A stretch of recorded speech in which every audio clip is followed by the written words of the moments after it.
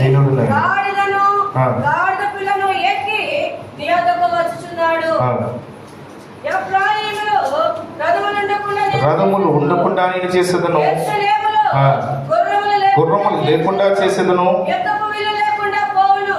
నీ రాజు సమాధాన వార్త అన్యజనులకు తెలియచేయును. సముద్రము నుండి సముద్రము వరకు, యూఫ్రటీసు నది మొదలుకొని భూదిగంతం వరకు అతడు ఏలును. హల్లెలూయా.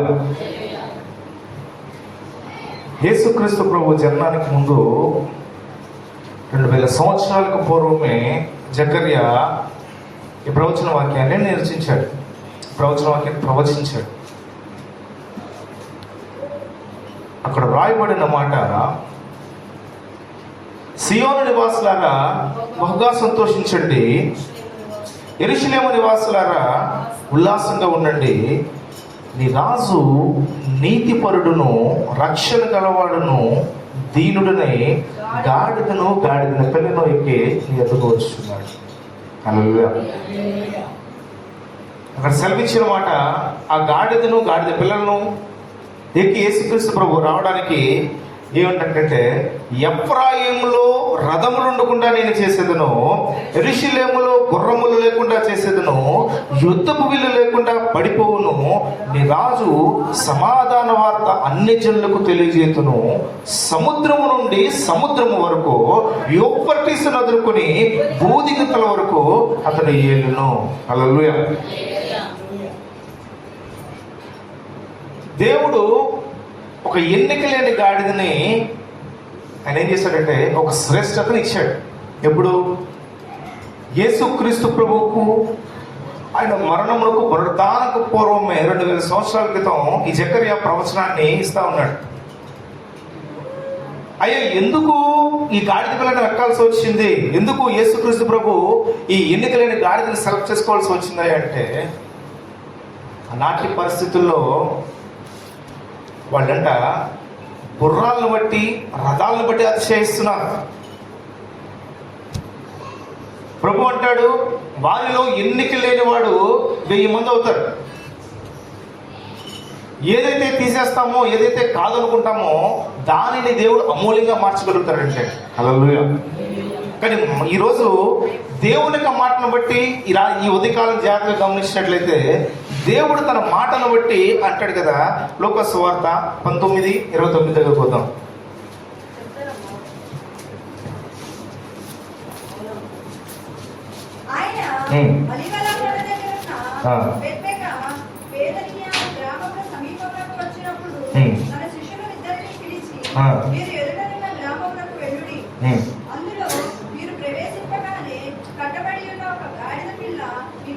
కనబడును,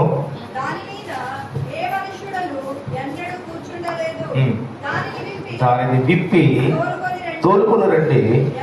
ఎవరైనాను మీరెందుకు దీనిని విప్పుచున్నారని మిమ్మల్ని అడిగిన ఎడల ఇది ప్రభువునకు కావలసి ఉన్నదని అతనితో చెప్పండి. హల్లెలూయా.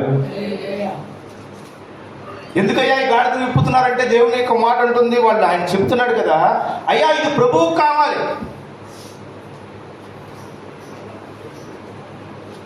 సాక్షాత్తు యేసుక్రీస్తు ప్రభు చెప్పాడు, అయ్యా మీరు పెద్దపకే అక్కడ బేతనయ్య గ్రామాల మధ్య సమీపించినప్పుడు వాళ్ళ దగ్గరికి వెళ్ళంటారు కదా, అయ్యా మీరు ఎదురుకున్న బేతనయ్య గ్రామానికి వెళ్ళండి. ఇక్కడ గ్రామానికి వెళితే మీరు ప్రవేశింపగానే కట్టబడిన ఒక గాడిద పిల్ల కనబడుతుంది. అంటే దేవునికి మనం ఏ స్థితిలో కట్టబడి ఉన్నామో దేవునికి తెలుసంటండి. మనం దగ్గరికి వెళ్తేనే, లేకపోతే మన దగ్గర నుంచి ఉంటేనే కనబడే వాళ్ళగా కాదు, కానీ ఏ పరిస్థితిలో మనం నుంచుంటే, ఏ పరిస్థితుల్లో మనం ఉంటే ఆ పరిస్థితుల్లోనే మనల్ని దేవుడు చూసేవాడిగా ఉన్నాడండి. హల్లెలూయా. హల్లెలూయా.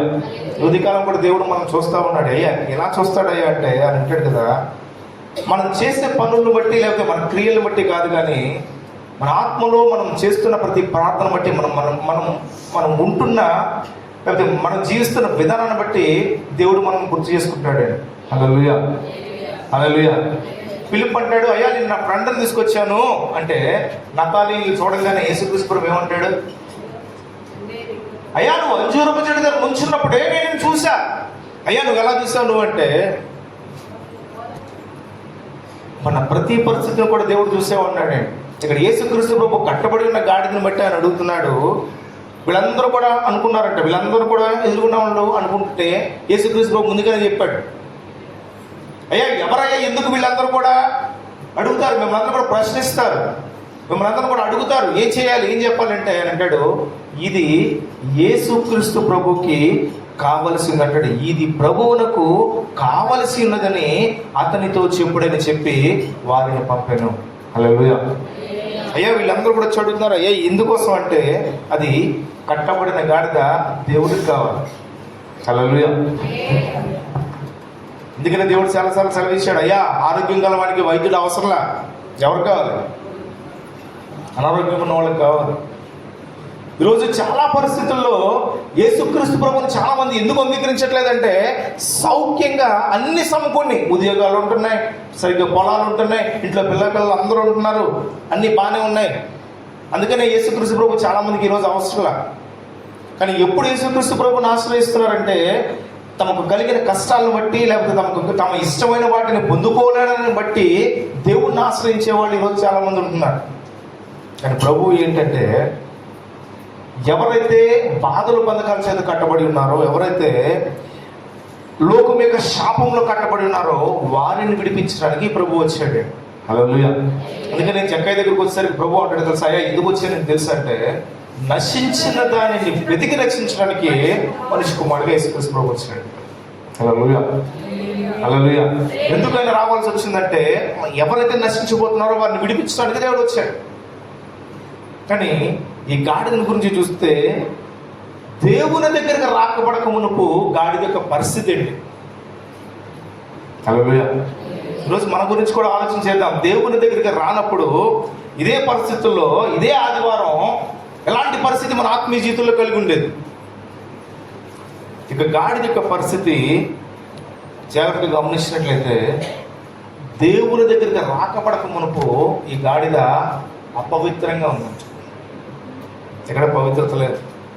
మాట చదువు, యోబు గ్రంథం నుంచి 39వ అధ్యాయం 5వ వచనం చదువు.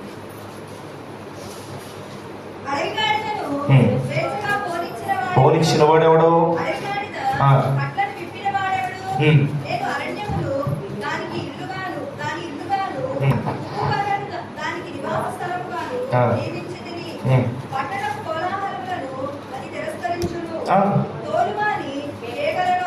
అది వినదు.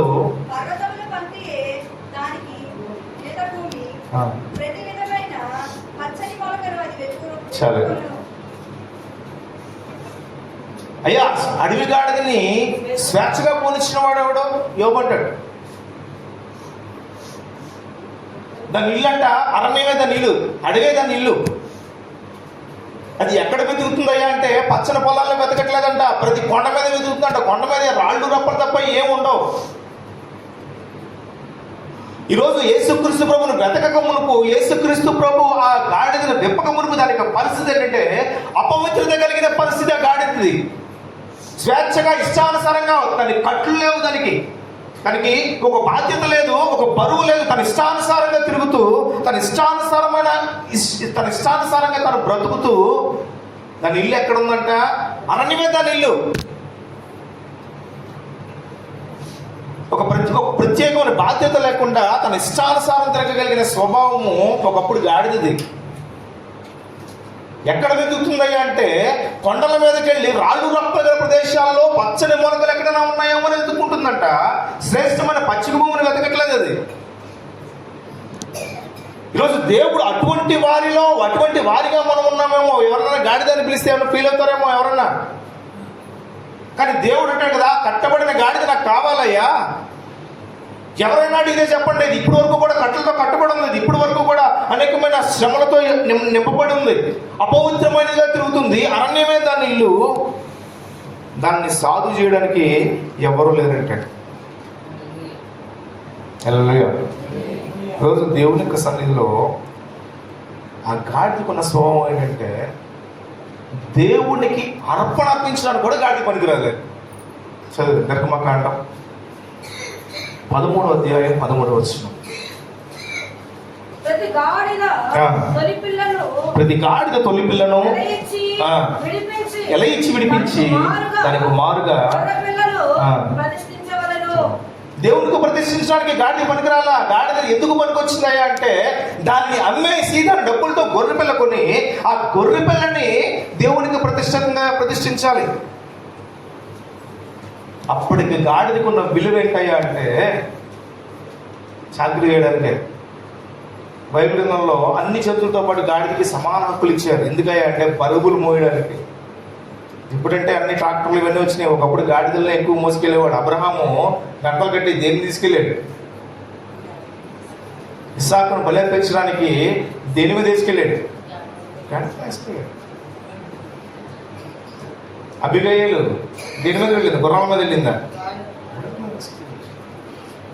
బైబిల్ గ్రంథంలో గాడిదలకి చాలా ప్రాముఖ్యత ఇచ్చాడు దేవుడు. ఇలా గాడిదని కూడా దేవుడు విలువైన వారిగా వాడుకున్నాడు. అలా యూదకాలం దేవుని సన్నిధిలో జ్ఞాపకం చేసుకుంటే దేవునికి పనికిరానిదిగా, అపవిత్రమైనదిగా, లోకానుసారంగా తిరిగి స్వేచ్ఛమైన గాడిదిగా ఉన్న గాడిదని దేవుడు యూదకాలం కోరుకుంటున్నాడు. హల్లెలూయా. ఎందుకయ్యా అంటే నూతన స్వభావం గలవారిగా మనం మార్చిపడతామని, దేవునికి వాక్యం ఎరిగిన వారిగా, దేవునికి బాధ్యత ఎరిగిన వారిగా, దేవునికి సముఖంలో ఒక ఆశీర్వాదకరంగా నీవు నేను ఉండాలని దేవుడు కోరుకుంటున్నాడు. కానీ ఎప్పుడైతే ఈ గాడిద దేవుని దగ్గర తీసుకురాబడిందో, దేవుని వాక్కు చేత గాడిద లోబడిందో, ఇప్పుడున్న గాడిద పరిస్థితి మారిపోయిందండి. హల్లెలూయా, హల్లెలూయా. అప్పుడు దాకా గాడిదకు పెట్టబడిన పేరేంటంటే అపవిత్రత కలిగిన గాడిద, యోగ్యత లేని గాడిద, తన ఇష్టాన్ని తన స్వేచ్ఛానుసారం తిరగగలిగినది.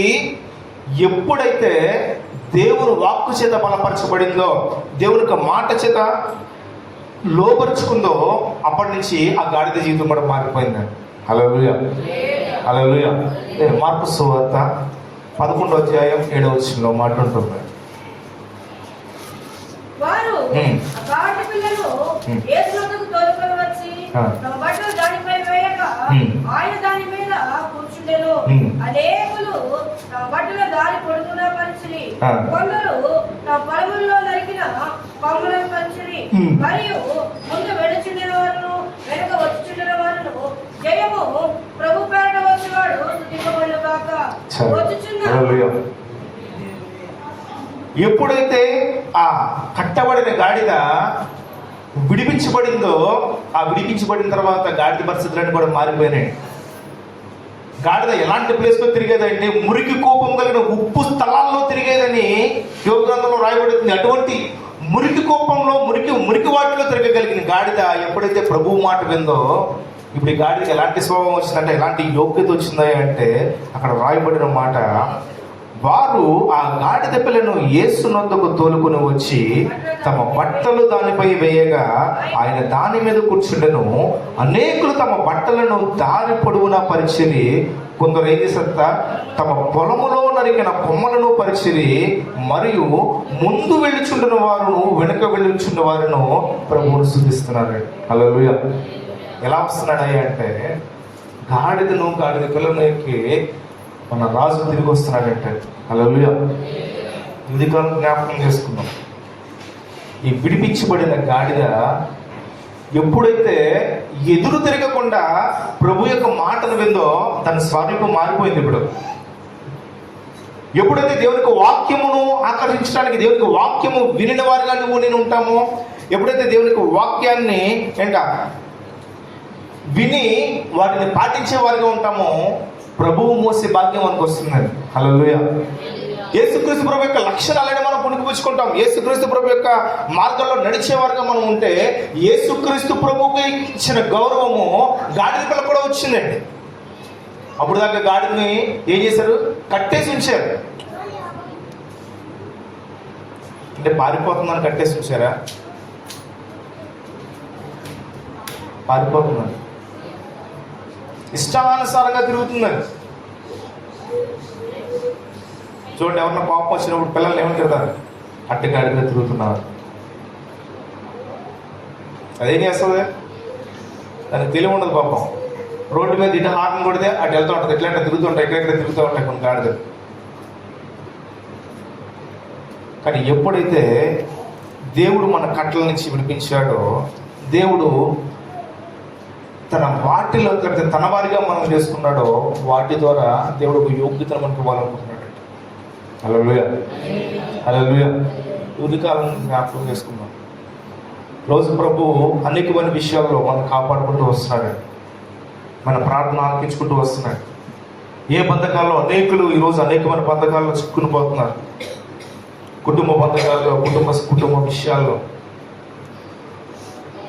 అనేకమైన విషయాలను బట్టి కృంగిపోయిన వారిగా, అనేకమైన సమస్యలను బట్టి, ఇబ్బందులు బట్టి తమ ఆత్మీయ జీవితాన్ని పాడు చేసుకునే వారిగా ఉంటున్నారు.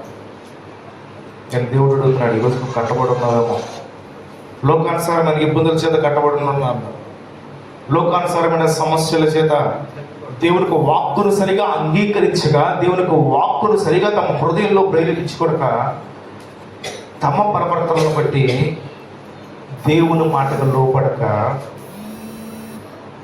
గాడిద స్వభావం కంటే నీచమైన స్వభావం కలిగిన మారిపోతున్నాడు. కానీ దేవుడికి ఉదయకాలం అడుగుతున్నాడు, ఒకవేళ దేవుని యొక్క మాటను వింటే కనుక గాడిదకి దేవుడు యోగ్యత ఇచ్చాడు. హల్లెలూయా, హల్లెలూయా. గాడిదకి దేవుడు బలాన్ని ఇచ్చాడు. చదవండి సంఖ్యాకాండం నుంచి 22వ అధ్యాయం 28వ వచనం. సంఖ్యాకాండం. అప్పుడు యెహోవా గాడిదకు వాక్కునిచ్చెను గనుక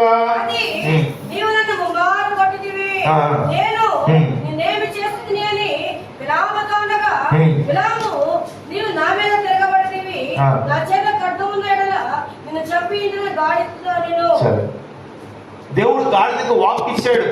ఎందుచేతనయ్యా అంటే, తప్పు చేస్తున్న బిలాముని దేవుడు గద్దించడానికి ఇష్టపడ్డాడండి. బిలాం అనుకున్నాడు కదా, నా గాడిదే, నేను పెంచుకున్న గాడిదే అనుకున్నాడంట. దేవునికి వాక్కును విడిచి తప్పుడు మార్గంలో ప్రయాణిస్తుంటే, దేవునికి వాక్కును విడిచి అన్యాయం చేయడానికి వెళ్తా ఉంటే, దేవునికి మాటల్ని విడిచిపెట్టి దేవుని సేవకుడిగా ఉన్న బిలాము తన ఇష్టానుసారమైన పరిస్థితుల వైపు వెళ్తా ఉంటే దేవుడు గాడిదను వాడుకున్నాడండి. అప్పుడు దాకా తల వంచుకొని నడిచిన గాడిద, అప్పుడు దాకా తల వంచుకొని తన బంధకాల చేత ఉన్న గాడిదని ఎప్పుడైతే దేవుడు తన వాక్కునిచ్చాడో, గాడిద బిలాముతో మాట్లాడడం ప్రారంభించింది. హల్లెలూయా. ఏమనంటదంటే, మాట్లాడమంటది. దేవుడు వాక్కునిచ్చి అడుగుతాడు, అయ్యా ఎందుకు నన్ను కొడతా ఉన్నావు, నేనేం చేశాను, ఎందుకు నన్ను ఇలా హింసిస్తున్నావు అంటే, ఎందుకు నువ్వు మాట్లాడలేదంటే అంటాడు, నువ్వు వెళ్ళే మార్గము సరైనది కాదని దేవుని దూత నా ఎదురు కూర్చున్నాడు. హల్లెలూయా. దేవుని దూత గాడిదకి కనపడింది, కానీ దేవుణ్ణి సేవించాలని మోసగించుకుంటూ లోకాన్ని మోసపరుస్తున్న బిలాము కనపడలా. ఈరోజు మన ఆత్మీయ స్థితి దేవునికి తెలిసే. ఈరోజు మన ఆత్మీయ స్థితిలో మనం కలిగిన పోరాటం, మనం కలిగిన ఆలోచన, దురుద్దేశాలు, దేవుని యొక్క సన్నిధిలో లేకపోతే దేవుని యొక్క వాక్కును బట్టి మన మన మన ఆత్మీయ జీవితము అవన్నీ దేవునికి తెలిసిన వారుగా ఉన్నాడు. హల్లెలూయా, హల్లెలూయా. అందుకనే దేవుడు గాడిదకి వాక్ ఇచ్చాడు. డైరెక్ట్ ఆ గాడిద అడుగుతుంది, దేవుడు వాక్ ఇవ్వగానే అడుగుతుంది. అప్పుడు దాకా కూడా అనుకున్నాను కదా, దీని నోరు లేదు, కట్టేసాను కదా, ఇది నా మాట వింటుంది కదా, రోజు నేనే దీనికి ఫుడ్ పెడతాను కదా అనుకున్నాడట బిలాము. కానీ అది అన్యాయమైనప్పుడు, అది దేవుని దృష్టికి అక్రమం అని తెలిసినప్పుడు దేవుడే గాడిదకి వాక్ ఇచ్చి అడుగుతాడు కదా, బిలాము ఎందుకు ఇలా చేస్తున్నాడు. బిలాము తప్పించుకోలేకపోయాడు, బిలాము మాట వినలేకపోయాడు దేవునికి మాట. ఈరోజు ఇలాంటి పరిస్థితి రోజు జీవిస్తున్న ప్రతి క్రైస్తవునికి కూడా ఉంటా ఉంది. దేవునికి వాక్కును మేము వింటున్నాం, దేవునికి వాక్కును కలిగి ఉన్నాం, దేవునికి శ్రద్ధను కలిగి ఉన్నామని చెప్పుకుంటూ అరణ్యంలో తిరిగిలాడే స్వభావము, తమ ఇష్టానుసారముగా మాట్లాడగలిగిన, ఇష్టానుసారముగా తిరగలిగిన స్వభావం ఉంటే దేవుడు వారిని క్షమించండి. యోధికారం దేవుడు మనం గుర్తు చేస్తూ అడుగుతున్నాడు, అయ్యా ప్రభువు దగ్గరకు తీసుకురాబడిన తర్వాత, యేసుక్రీస్తు ప్రభు యొక్క బిడ్డగా మార్చబడిన తర్వాత నీ స్వభావంలో మార్పు వచ్చిందా, మన ప్రవర్తనలో మార్పు వచ్చిందా, మన ఆలోచనలో మార్పు వచ్చిందా? హల్లెలూయా, హల్లెలూయా. ఆ విడిపించబడిన గాడిద మాట్లాడింది. మరొక మాట చూద్దాం. న్యాయాధిపతుల గ్రంథం నుంచి 15వ అధ్యాయం 15వ వచనం. అతడు గాడిద ఎక్కి వచ్చి దవడ ఎముకను కనుగొని చెయ్యి చాచి పట్టుకొని దాని చేత 1000 మంది మనుషులను చంపెను. సరే, సంసోను దేవుడి చేత నాశీరు చేయబడిన వ్యక్తి. వాళ్ళ అమ్మ నాన్న అనుకున్నారు కదా, అయ్యో మావాడు చాలా గొప్పవాడు అవుతాడు, దేవుని పేరు పెట్టుకున్నాం కదా, దేవునికి బిడ్డగా మార్చబడ్డాడు కదా, గొప్పవాడు అవుతాడని సంసోనుకు పేరు పెట్టి అన్ని చేసిన తర్వాత సంసోను తన ఆత్మీయ జీవితాన్ని దేవుడిచ్చిన పవర్స్ని బట్టి, దేవుడిచ్చిన అధికారాన్ని బట్టి తన స్వార్థం నిమిత్తం వాడుకుంటే, ఒక గాడిద దవడతో 1000 మందిని హ్యాండిల్ చేయగలిగినవాడు, 1000 మందిని కొట్టి చంపేసినవాడు అండి. 1000 మందిని ఒక గాడిద దవడ ఎముకతో 1000 మందిని హ్యాండిల్ చేయగలిగినవాడు. ఒక అన్యాయపు, ఒక పాపపు తలంపును బట్టి మరణించవలసిన వాడిగా మార్చబడ్డాడు సంసోను. ఒక గాడిద ఎముకకి దేవుడు ఎంత పవర్ ఇచ్చాడంటే, దవడ ఎముక దేవుడు ఎంత పవర్ ఇచ్చాడు. ఈరోజు మన ఆత్మీయ జీవితాన్ని దేవుడు పరిశీలిస్తూ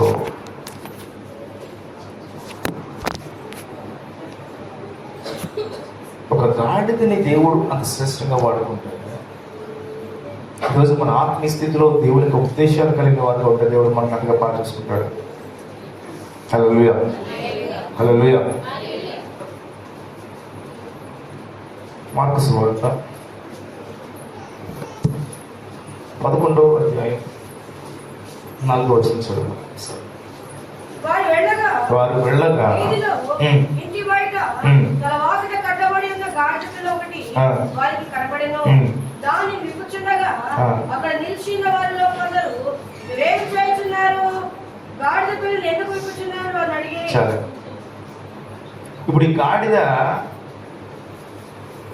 విప్పక మునుపు కట్లతో కట్టబడి ఉన్నప్పుడు ఎలాంటి పరిస్థితి కలుగుతుంటే 2 దారులు కలిగి ఉంది. ఇంటి బయట వాకిట్ నుంచి ఉన్నాడు.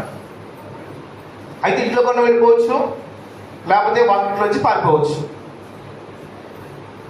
2 దారులు తనకు ఉన్నాయి, తనకు తెలిసి 2 దారులు. అయితే బయటకెళ్ళి పారిపోవాలి, లేకపోతే ఇంట్లోకి వెళ్ళాలి. ఈరోజు మానవునిగా, ఈరోజు ఈ లోకానుసారంగా జీవిస్తున్నప్పుడు మనకు కూడా 2 దారులు కనబడుతున్నాయి.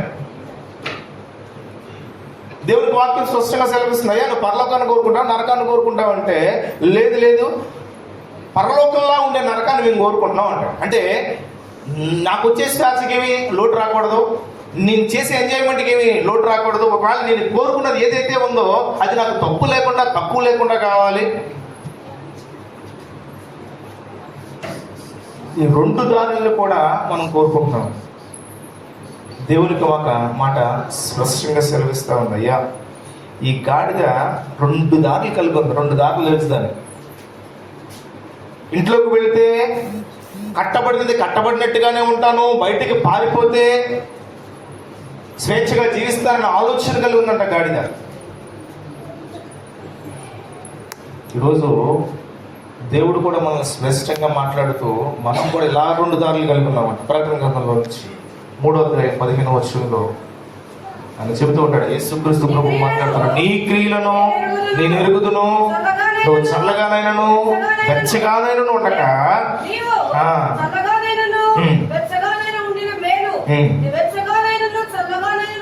ఉండక నేను నిన్ను నా నోట నుంచి.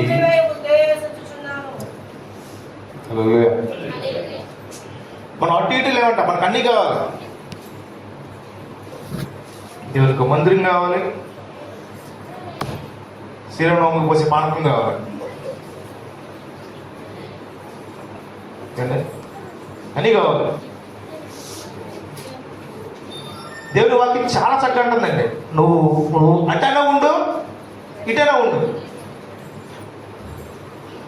రాత్రి చెప్పే మాట, బాబా మ్యాథ్స్ గారు ఇంటికి వెళ్ళారు కదంటే, తల్లి ఎందుకు రావట్లేదు చర్చికంటే, మొన్న కాశీ వెళ్ళి వచ్చాను, కాశీకి వెళ్ళిన తర్వాత ఇష్టమైంది వదిలేమన్నారు. యేసు ప్రభు అంటే నాకు ఎంత ఇష్టం మీకు బాగా తెలుసు కదా, అసలు ఆదివారం వస్తే పొద్దున 10కి నేనే ఉంటా. సరే ఇష్టమైంది వదిలేమన్నారు కదా అని యేసుప్రభు ఇష్టం, యేసుప్రభుని వదిలేసానా? అక్కడ ఎంత గొప్ప తెలుగు జ్ఞానం.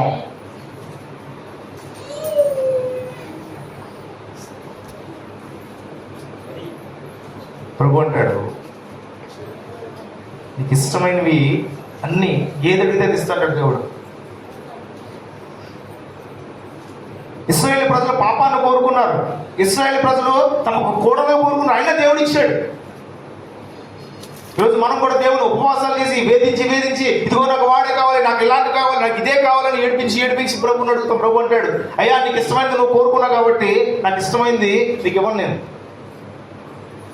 మన ఇష్టానుసారం దేవుడిని అడిగి మన ఇష్టాన్ని ఆలోచన చెప్పడం మనం నడుస్తున్నప్పుడు దేవుని ఇష్టాన్ని, దేవుని యొక్క ఉద్దేశాన్ని, దేవుడి యొక్క చిత్తాన్ని మనం ఎక్కడ నెరవేర్చిన వారిగా మనం కనబడుతున్నాం.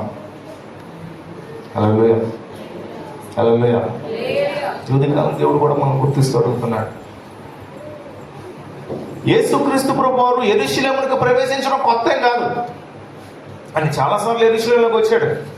కానీ ఈసారి రాబోయే యెరూషలేం, ఈసారి వచ్చిన ఆ ప్రాంతానికి ఈసారి వచ్చిన విశేషం ఏంటంటే పాత రోత జీవితాన్ని, ఈ లోకానుసారంగా తిరుగుతున్న జీవితాన్ని శ్రేష్టంగా మార్చడానికి ఆయన వచ్చాడంట. అది ఇష్టం ఉందండి. ఒక వారం ముందు జరిగిన విషయం, వచ్చేవారం ఇష్టం ఉంది. హల్లెలూయా. అది ఆ రోత జీవితం తొలగిపోవాలని దేవుడు కోరుకుంటున్నాడు. అందుకనే శిష్యులతో అంటాడు, కట్టబడిన గాడిద ఒకటి ఉందయ్యా దాన్ని ఊరండి. దేవుడు కూడా ఒక ఐడెంటిఫికేషన్ చెప్పాడండి. ఏ గాడిని పడితే ఆ గాడిదని తీసుకొచ్చేయండి అంటలా, ఎవరిని పడితే వాళ్ళని మోసుకొచ్చేయండి అంటలా. అయ్యా ఒక గాడిదని స్పెసిఫిక్గా చెప్తూ, అయ్యా అది గాడిదగానే పుట్టింది కానీ తన జీవితం అలాగే ఉంది, కానీ తనకు ఒక శ్రేష్టత ఉందయ్యా. అది మాట వినే గాడిద, అది మారు మనసు పొందడానికి సిద్ధంగా ఉంది. అది దేవునికి వాక్కును విని తన బ్రతుకును మార్చుకోవడానికి, దేవునికి వాక్కు ద్వారా వచ్చే ప్రతి ఆశీర్వాదం పొందుకోవడానికి అది రెడీగా ఉందయ్యా అని దేవుడు గ్రహించాడు. హల్లెలూయా. ఈరోజు దేవుడు మన ప్రతి ఉద్దేశాన్ని కూడా గ్రహిస్తూ ఉన్నాడు. పేతురు యోహానులు శృంగారమణి మందిరానికి దగ్గరికి వెళ్తూ ఉంటే ఆ పుట్టినది మొదలుకొని కుంటివాడిని ఒక వ్యక్తి అక్కడ ఉండి మోసుకొని పోవచ్చు ఉండేవాడు. వాళ్ళ దగ్గర చూసేసరికి పేతురు వాళ్ళు ఏం గ్రహించారంటే ఇతడు స్వస్థత పొందుతాడని, ఇతడు ఆ దేవునికి వాక్కును పెట్టాడని నమ్మకంతో, అయ్యా వెండి బంగారాలు మా దగ్గర లేవు కానీ మాకు కలిగితే నీకు ఇస్తా ఉన్నప్పుడు ఏమి నమ్మాడంటే వారు కలిగింది ఇచ్చినప్పుడు దానితో నేను సంతృప్తి పొందుతానని నమ్మాడట. హల్లెలూయా. ఈరోజు ఆ నమ్మకం, విశ్వాసం, ఆ విధమైన భక్తి జీవితం మన దగ్గర లేకపోతే ఇంకా కట్టబడిన వారిగానే ఉంటాం, ఇంకా కొట్టబడుతున్న వారిగానే ఉంటాం, ఇంకా శ్రమంలోనే, ఇంకా చిలుసొచ్చులో ఉన్నట్టే. ఈరోజు దేవుడు మన ఆత్మీయ జీవితాన్ని పరిశీలిస్తూ అడుగుతున్నాడు, అయ్యా గాడిద దేవుని దగ్గరికి రాకమునుపు అడవి గాడిద స్వభావం కలిగినగా ఉంది, అరణ్యమే తన ఇల్లుగా మార్చబడింది. పెంట కుప్పల దగ్గర, అంటే ఉప్పు టేరుల దగ్గర ఆ గాడిద నివసించేదంట. కానీ ఎప్పుడైతే దేవునికి వాక్కు విని దేవునికి సన్నిధికి వచ్చిందో, ఎప్పుడైతే దేవునికి వాక్కు విని దేవునికి సమూహానికి వచ్చిందో, ఎప్పుడైతే దేవుని యొక్క సన్నిధిలో తన ఆత్మీయ జీవితాన్ని దేవునితో గడపాలని నిశ్చయించుకుందో గాడిద బ్రతుకు మారిపోయిందండి. హల్లెలూయా, హల్లెలూయా. రోజు దేవుని సన్నిధికి వస్తూ అనేక దినాలు గడిచిపోతా ఉన్నాయి. ఎప్పటికీ నూతన సంవత్సరం వచ్చి 100 రోజులు దాటిపోయింది. ఈ 100 రోజుల్లో ఎన్నిసార్లు దేవుని యొక్క మందిరాన్ని, దేవుని యొక్క మందసాన్ని, దేవుని యొక్క సహవాసంలో మన యొక్క విలువలని మన ఆత్మీయ జీవితంలో మనం పెంచుకున్నామో, ఆత్మీయ జీవితంలో మనం తుంచుకున్నామో దేవుడు ఆలోచన చేయమన్నాడు. రోజులన్నీ కూడా చాలా వేగంగా వెళ్ళిపోతూ ఉన్నాయి, సంవత్సరాలు ఇంటి కాకపోతే అడ్డు వెళ్ళిపోతూ ఉన్నాయి. కానీ దేవుడు మన ఆత్మీయ జీవితాన్ని పరిశీలిస్తూ కట్టబడిన గాడిదకు గౌరవం వచ్చింది. దేవుని యొక్క వాక్కు చేత విడిపించబడి దేవుని యొక్క వాక్కును నమ్ముకున్న తర్వాత ఆ గాడిద స్వరూపం మారింది, స్వభావం మారింది, గాడిద యొక్క విలువ పెరిగింది. ఆ అపవిత్రమైన గాడిదకి దేవుడు ఒక యోగ్యత ఇచ్చాడు. ఈరోజు మన ఆత్మీయ జీవితంలో మనం ఎలాంటి పరిస్థితి కలిగి ఉన్నామో ఈరోజు దేవుడు గుర్తు చేసుకోమన్నాడు. ఇంకా కట్టబడిన గాడిదగానే ప్రవర్తిస్తూ ఉంటే దేవుడు విడిపించడానికి సిద్ధంగా ఉన్నాడు. ఇంక నువ్వు అయోగ్యంగా, అపవిత్రంగా ఉంటే దేవుడు తన రక్తము ద్వారా మనల్ని పవిత్రపరిచి యోగ్యమైన వారిగా ఉంచడానికి ఇష్టపడతా ఉన్నాడు. మరి మన ఆత్మీయ స్థితిని దేవుడు గమనించుకుంటూ మనం ఏ స్థితిలో ఉన్నామో దేవుడు గుర్తు చేసుకోమంటున్నాడండి ఈరోజు. హల్లెలూయా, హల్లెలూయా. మరి ఎందరో అపవిత్రత చేత, ఎందరో లోకానుసారమైన మాటల చేత ఎక్కువ కురకబడి ఉండగా దేవుడు వాక్కు చేత బలపరుస్తున్నాడు. ఆ వాక్కు చేత ఈరోజు బలపరచగలిగితే మన ఆత్మీయ జీవితంలో దేవుడికి మేలులు పొందుకున్న వారిగా మనం ఉంటాం. హల్లెలూయా. దేవుడికి ఆశీర్వాదాన్ని చూసే వారిగా మన ఆత్మీయ జీవితం ఉంటుంది. కనుక ఈ దినము కట్టబడిన గాడిదకు మునుపు కట్టబడి విడిపించబడిన గాడిన తర్వాత స్వభావం మారింది. కనుక ఈరోజు విడిపించబడిన స్వభావంలో, ఆయన రక్తం చేత కడగబడిన స్వభావంలో మన ఆత్మీయ జీవితాన్ని మార్చుకుందాం. దేవుని యొక్క సన్నిధిలో ఒక యోగ్యమైన వారిగా, దేవుని యొక్క పనికొచ్చే పాత్రగా మార్చబడడానికి ఇష్టపడదాం. ఈ మాటలు దేవుడు దీవించిన కాక. హల్లెలూయా.